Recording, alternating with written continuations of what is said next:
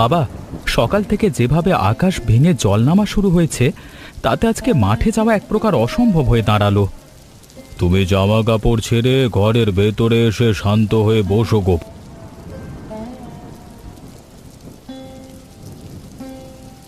আজকে যদি আমি সারা দিন মাঠে গিয়ে কাজ না করি তবে এই সপ্তাহের খরচের হিসেবে বেশি বড় টান পড়ে যাবে। তুমি কাজের জন্য এত বেশি চিন্তা করো না তো গোপাল বাবা। রান্নাঘর থেকে তোমাদের দুজনকে খুব চিন্তিত দেখাচ্ছে।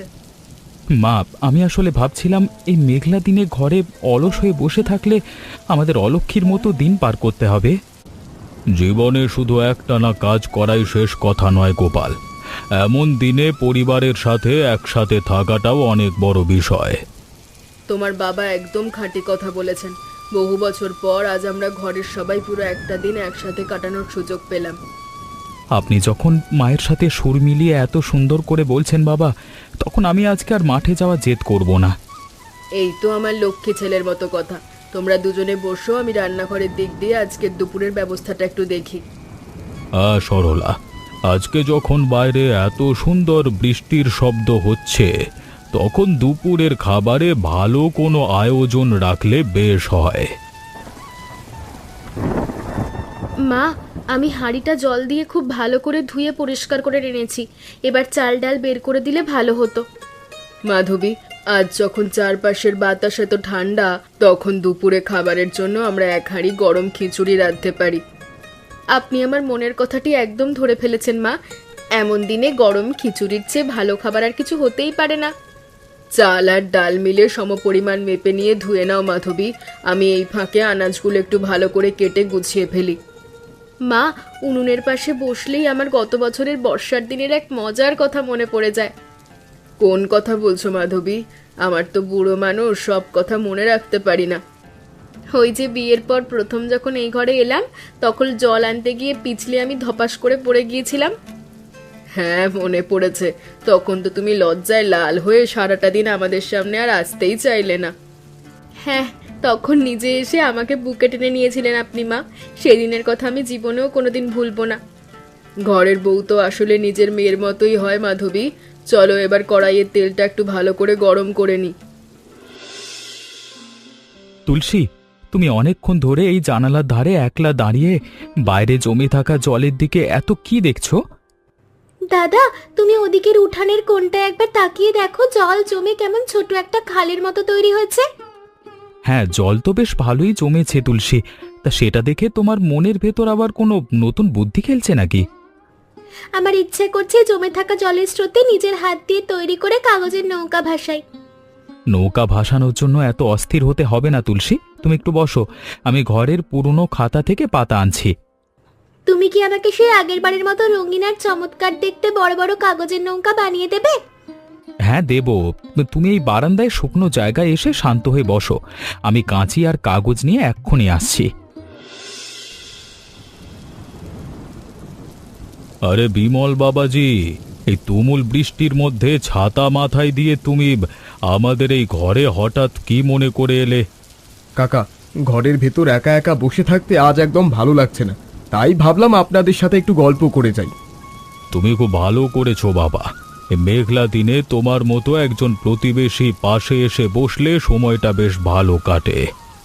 আপনার বারান্দায় বসার পর আমার নিজের ওই শৈশবের সেই পুরনো দিনের অনেক খামখেয়ালি স্মৃতির কথা মনে পড়ে যাচ্ছে কাকা। তখনকার দিনে বর্ষার রূপটাই আলাদা ছিল বিমল। আমরা সবাই দল বেঁধে গ্রামের কাদামাখা মাঠে ফুটবল খেলতে ছুটতাম।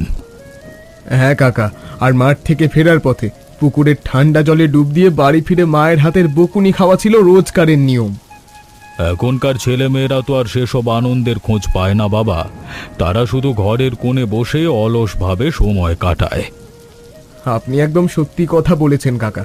তবে আজ আপনার ঘরে এসে এক অদ্ভুত রকমের পারিবারিক শান্তি খুঁজে পাচ্ছি।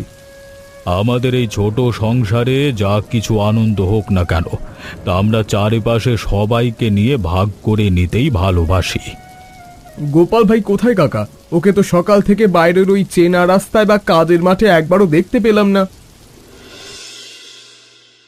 বিমল ভাই, এই ঘরের মেঝেতে একটু বসুন, আমি রান্নাঘর থেকে সবার জন্য চা নিয়ে আসছি।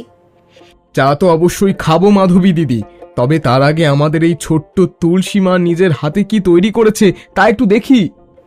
বিমল ভাই, তুমি আমার এই নতুন নৌকাগুলোর দিকে তাকিয়ে দেখো, এগুলো সব আমি আর আমার দাদা মিলে বানিয়েছি। বাহ তুলসী, তোমার এই কাগজের নৌকাগুলো তো দেখতে বেশ চমৎকার হয়েছে।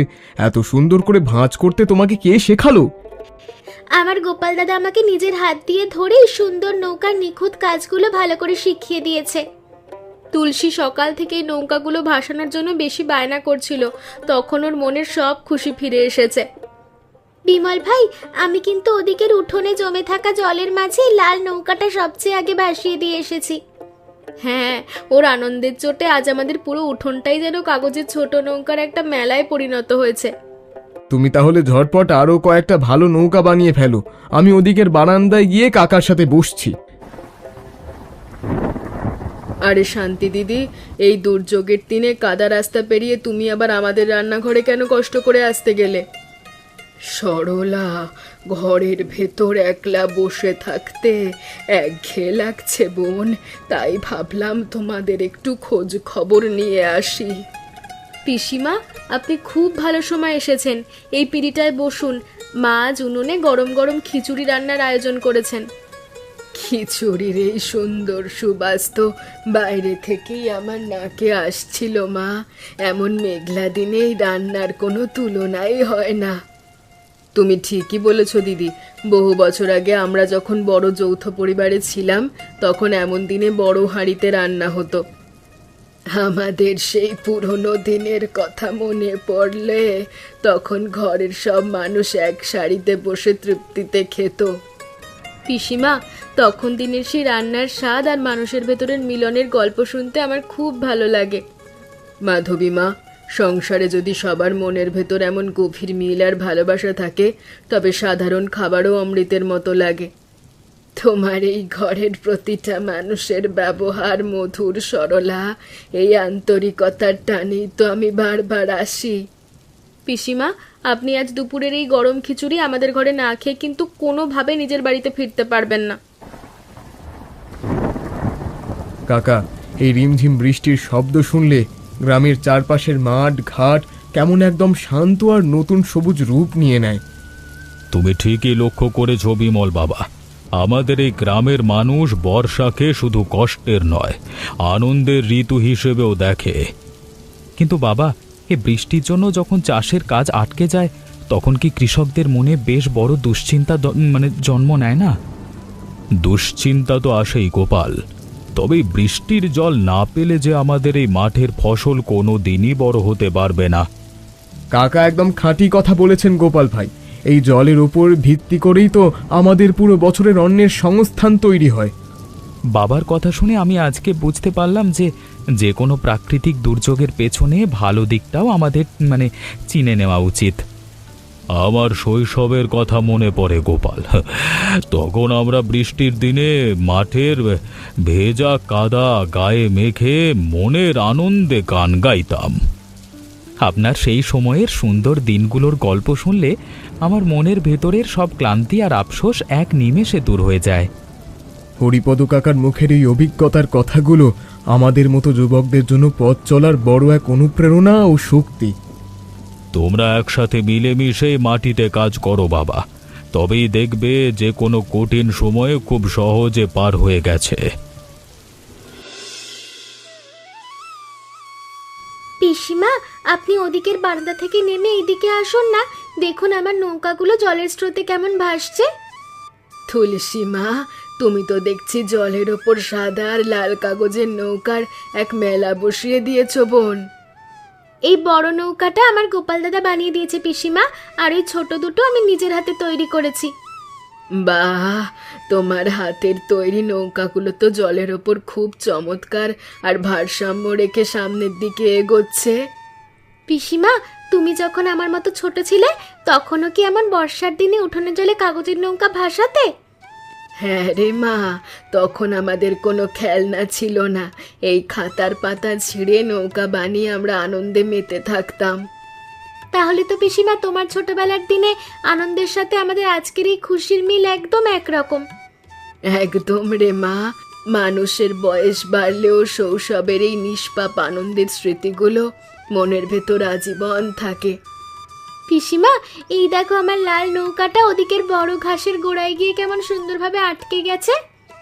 ওটাকে ওখানেই থাকতে দে মা।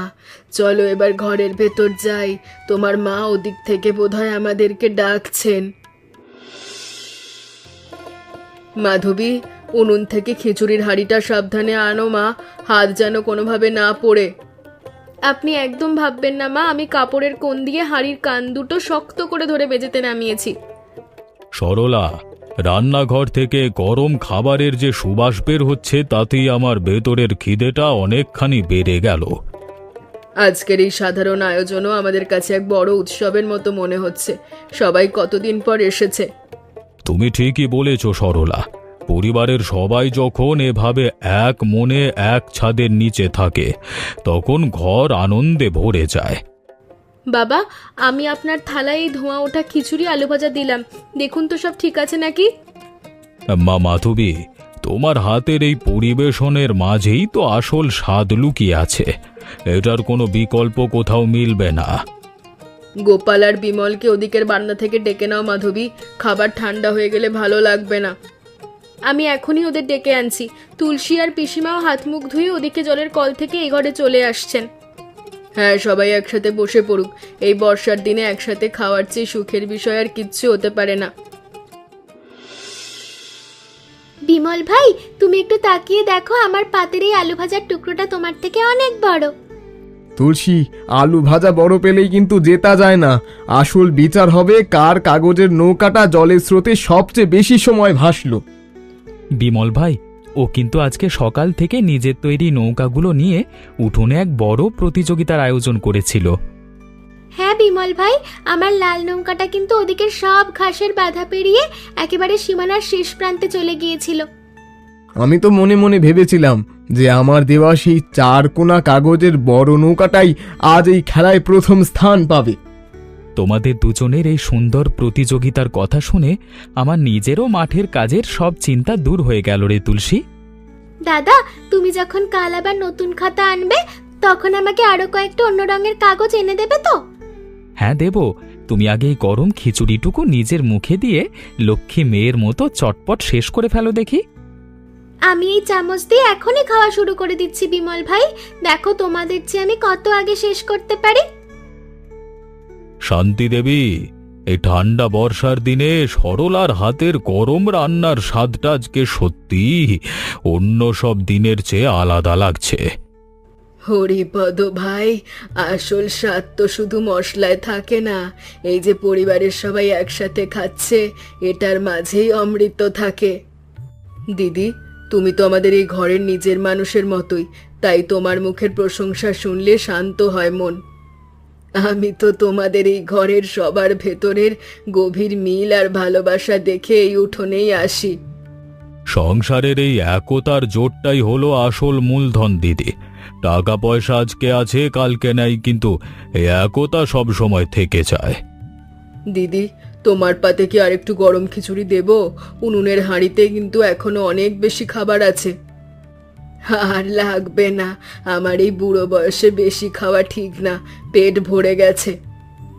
আমাদের এই ছোট সংসারে যা কিছুই আয়োজন হোক না কেন, তা চারপাশের সবাইকে নিয়ে ভাগ করবার মাঝেই আসল তৃপ্তি। দিদি, খাওয়া শেষ করে তুমি কিন্তু বারান্দায় গিয়ে একটু জিরিয়ে নেবে, এই বৃষ্টির মধ্যে বাড়ি ফিরবে না এখন। হ্যাঁ বোন, আমি আজ সারাদিন তোমাদের এই ঘরেই থাকবো। গোপাল আর তুলসীর এই হাসির গল্প দেখতে ভালো লাগে।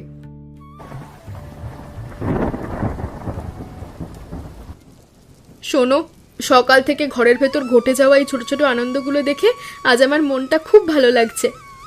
মাধবী, আমিও আজকে মনে মনে ভাবছিলাম যে সকালের বৃষ্টির কারণে মাঠে না যেতে পারলেও দিনটা কিন্তু বৃথা গেল না। হ্যাঁ হ্যাঁ, প্রতিদিন তো তুমি কাজের চিন্তায় ব্যস্ত থাকো, আজ পরিবারের সবার সঙ্গে কাটানো সময়টা কত মূল্যবান বলো তো।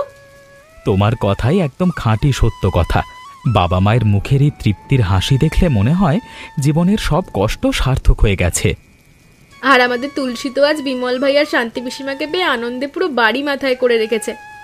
ছোট বোন আমার, ওর এই নিষ্পাপ চঞ্চলতা আছে বলেই তো আমাদের এই ঘরটা সব সময় খুশিতে মেতে থাকে। আচ্ছা, বাইরের এই টিপটিপ বৃষ্টিটা কি আজ সন্ধ্যার আগে কোনোভাবে থামানোর লক্ষণ হচ্ছে না?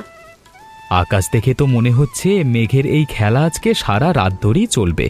বাতাসও কেমন চমৎকার ঠান্ডা হয়ে এসেছে। বাতাস ঠান্ডা হলেই ভালো হবে। আমি বরং ঘরের ভেতরে আলনা থেকে বাবার জন্য একটা শুকনো চাদর বের করে রাখি। হ্যাঁ, রাখো।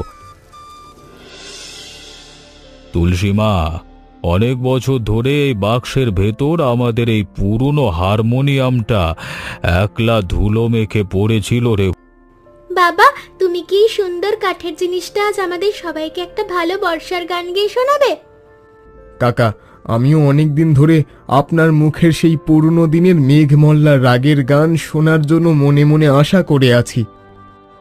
আমার গলা তো এখন বুড়ো বয়সে ভেঙে গেছে বিমল বাবা, তাও তোমরা যখন এত করে বলছো তখন একটু চেষ্টা করি। বাবা, তুমি যখন এই সাদা আর কালো চাবিগুলো হাত দিয়ে চাপছো, তখন কি সুন্দর একটা মিষ্টি সুর চারদিকে ছড়াচ্ছে। কাকার হাতের এই আঙুলের নিখুঁত কাজ দেখে বোঝাই যাচ্ছে যে ছোটবেলায় উনি এই সঙ্গীতে কত বড় ওস্তাদ ছিলেন।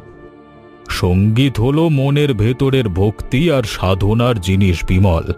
এ বৃষ্টির শব্দে সুর মেলালে মনটা একেবারে শান্ত হয়ে যায়। বাবা, তোমার এই সুন্দর গানের কথাগুলো শুনে আমার নিজেরও কেমন হারমোনিয়াম বাজানোর শেখার ইচ্ছে হচ্ছে।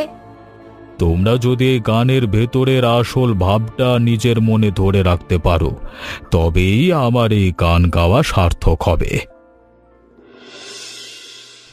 বৌদি, তুমি ওদিকে লেবু গাছের ডালটার দিকে একবার তাকিয়ে দেখো, ওখানে কত সুন্দর সাদা ফুল ফুটে রয়েছে। হ্যাঁ তুলসী, বৃষ্টির জল পেয়ে বাগানের প্রতিটা গাছ কেমন সতেজ রূপ নিয়েছে আর হাসছে। মাধবী মা, এই ভেজা মাটিতে সাবধানে পা ফেলো, চারপাশটা পিছল হয়ে রয়েছে, পড়ে গেলে চোট পাবে। আপনি একদম চিন্তা করবেন না মা, আমি তুলসীর হাতটা শক্ত করে ধরে আছি, ওর কোনোভাবেই পড়ে যাবে না। ভাবি, আমি ফুটে থাকা গন্ধরাজ ফুলগুলো একটা একটা করে তুলে নিয়ে নিজের হাতে সুন্দর তোড়া বানাবো। তোড়া বানাতে আমি তোমাকে একটু সাহায্য করছি তুলসী। এই নাও, নিচের ডাল থেকে দুটো ভালো ফুল পেড়ে দিলাম। মা, এই দেখো, আমি নিজের হাত দিয়ে কত কষ্ট করে এই সুন্দর ফুলের তোড়াটা শুধুমাত্র তোমার জন্য বানিয়ে এনেছি।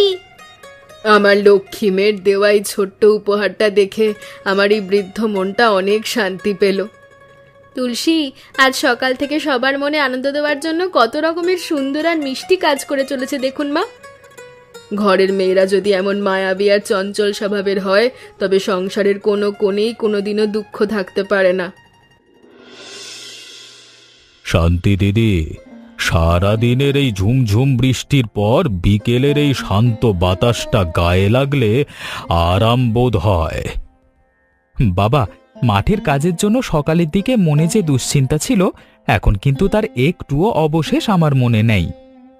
তোমাদের এই উঠোনে কাজ করতে আমার কোনো কষ্ট হয় না।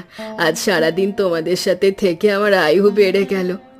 ঠিকই বলেছে গোপাল, মানুষের জীবনের আসল সুখ তো শুধু একা একা বেঁচে থাকা নয়, চারপাশের সবার সাথে সুখ ভাগ করায়। আজকে সকালের কাগজে নৌকা থেকে শুরু করে দুপুরের খিচুড়ি আর বিকেলের গান, প্রতিটা ঘটনাই আমার মনে আজীবন থেকে যাবে। আজকের এই সুন্দর দিনটি আমার নিজের একলা ঘরের অনেক পুরনো আর ধূসর স্মৃতিকে আবার নতুন করে উজ্জ্বল করে দিল ভাই। আমাদের এই ছোট্ট সংসারের দরজা তোমার জন্য সব সময় খোলা দিদি। তুমি যখনই আসবে তখনই এ ঘর আপন আলোয় ভরে উঠবে। সরলা, এই যে বাইরে রাতের বেলায় আবার রিমঝিম শব্দে বৃষ্টির জল পড়ছে, এটা শুনলে মনের ভেতরে সব অশান্তি কেমন দূর হয়ে যায়। হ্যাঁ, ঘরের প্রতিটা মানুষ যখন শান্তিতে পেট ভরে হাসি মুখে ঘুমোতে যায়, তখন বাইরের এই দুর্যোগ আর ভয় দেখাতে পারে না। বাবা, আজকে আমাদের এই পুরো পরিবারের ভেতরের এই গভীর মিলের মূলে রয়েছে আপনাদের দেখানো সেই সততা আর ত্যাগের খাঁটি আদর্শ। এই সংসারে কোনো বড় আয়োজন ছাড়াই যে একটা সাধারণ দিনকে কত সুন্দর করা যায়, তা আজকে আমরা সবাই মিলে খুব ভালো করে উপলব্ধি করলাম। আমি তো সব সময় গোপালকে বলি, ঘরের মানুষেরা যদি এক থাকে তবে লোহার মতো শক্ত বাঁধনও কেউ ভাঙতে পারে না। আপনি একদম নিশ্চিন্ত থাকুন মা, আমি আর মাধবী মিলে এই ঘরের সুন্দর নিয়ম আর একতার বাঁধন কোনো দিনও নষ্ট হতে দেব না। তোমরাই তো এ সংসারের আগামীর আলো বাবা। তোমাদের এই গভীর মিল দেখে আমার আর কোনো নতুন চাওয়া বাকি নেই। রাত অনেক গভীর হলো, এবার লণ্ঠনের আলোটা একটু কমিয়ে দিয়ে আমাদের যার যার ঘরে গিয়ে শান্ত মনে বিশ্রাম নেওয়া উচিত। হ্যাঁ মা, তুমি বাবাকে নিয়ে ঘরের ভেতরে চলো, আমি বারান্দায় এই কাঠের ভারী দরজাটা ভালো করে খিল দিয়ে আটকে আসছি। মঙ্গল হোক তোমাদের। এ ঘরের প্রতিটি কোণে যেন সব সময় এমন গভীর ভালোবাসার পবিত্র আলো চিরকাল একভাবে জ্বলতে থাকে। আচ্ছা বলো তো বন্ধুরা, এই গল্পে তুলসী কি ভাসানোর কথা বলেছিল? এমন মজার মজার গল্প দেখতে আমাদের চ্যানেলকে সাবস্ক্রাইব করতে ভুলবেন না।